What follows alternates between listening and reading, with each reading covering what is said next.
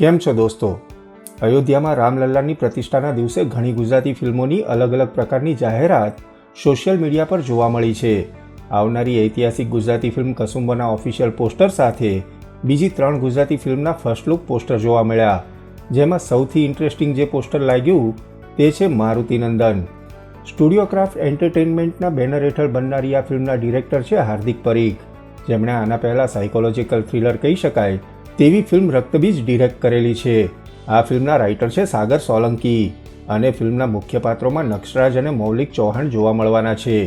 ફિલ્મના first look પરથી અને સોશિયલ મીડિયા પર જે મેસેજ જોવા મળે છે તે પરથી આ એક રોડ ટ્રીપ પ્રકારની ફિલ્મ હશે, જેમાં કોમેડી, રોમાન્સ અને રહસ્યની થ્રિલ ધરાવતા વળાંકો જોવા મળશે. ફિલ્મનું નામ છે મારુતિનંદન અને રોડ ટ્રીપની વાર્તા એટલે સ્વાભાવિક ઉત્સુકતા થાય. ફર્સ્ટ લુકને ધ્યાનથી જોઈએ તો સૌથી પહેલાં તો કાચા રસ્તા પર જઈ રહેલ કારમાંથી નીકળેલા હાથ પર ગદા બાંધેલી જોવા મળે છે. સાથે જ કારના મિરરમાં એક ખાસ વસ્તુ જોવા મળે છે, જે છે હનુમાનજીની મૂર્તિ અને એક મંદિર.